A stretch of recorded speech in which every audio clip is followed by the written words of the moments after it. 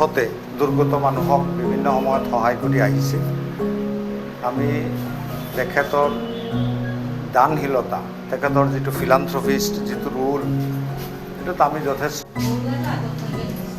19 তাৰিখে আমাৰ দলৰ সন্মানীয় সভাপতি হজৰত মৌলানা বদৰুদ্দিন আজমল আল কাছিমি চাহাব, তেখেত আমাৰ ধিং সমষ্টিৰ কাৰাৰুদ্ধ বিধায়ক আলহাজ আমিনুল ইছলাম চাহাবক সাক্ষাৎ কৰিবলৈ আহোঁতে আমাৰ এগৰাকী নগাঁও জিলাৰ এগৰাকী বাইদেউ দীপিকা বৰুৱা শইকীয়া বাইদেউ আহিলে, আহি আমাৰ হুজুৰক সাক্ষাৎ কৰিলে। সাক্ষাৎ কৰি তেখেতৰ এটা বেমাৰৰ কথা জানিবলৈ দিয়ে।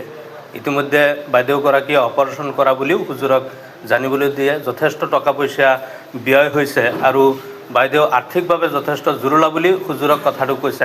আমিও তাত আছিলোঁ, উপস্থিত আছিলোঁ আৰু লগে লগেই আমাৰ দলৰ সন্মানীয় সভাপতি হজৰত মৌলানা বদৰুদ্দিন আজমল চাহাবে বাইদেউক এটা আশা দিলে যে মই 1 লাখ টকা আপোনাক দিম, যোৱা 19 তাৰিখৰ কথা। আৰু আজি বাইদেউগৰাকীক আমাৰ এই জিলা কমিটিৰ জৰিয়তে এই হজৰত মৌলানা বদৰুদ্দিন আজমল চাহাবে যিটো প্ৰতিশ্ৰুতি দিছিল 1 লাখ টকা দিব বুলি, এইটো আজি আমাৰ জিলা কমিটিৰ জৰিয়তে এইটো বাইদেউক প্ৰদান কৰিবলৈ আজি বাইদেউক আহ্বান কৰা হৈছে। এইখিনিতে আমি আমাৰ দলৰ সুপ্ৰিম হজৰত মৌলানা বদৰুদ্দিন আজমল চাহাবক আমি ধন্যবাদ আৰু কৃতজ্ঞতা জ্ঞাপন কৰিম যে তেখেত এগৰাকী সঁচাকেই মানৱদৰ্দী নেতা।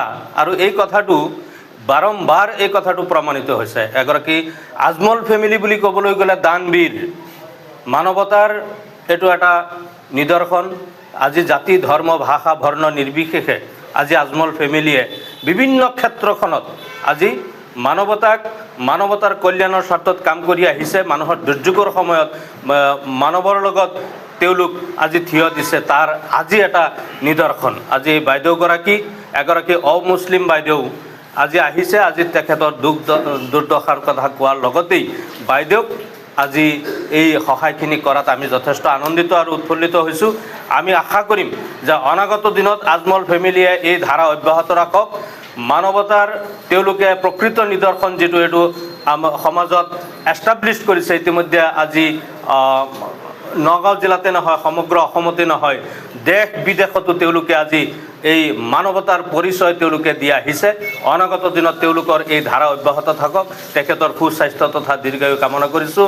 আজমল পৰিয়ালৰ সুস্বাস্থ্য দীৰ্ঘায়ু তথা তেওঁলোকৰ এই যি মানৱ যি দৰদী যি সেৱা তেওঁলোকে আগবঢ়াইছে, আমি তেখেতসকলৰ এই সেৱাক আমি ধন্যবাদ আৰু কৃতজ্ঞতা জ্ঞাপন কৰিছোঁ।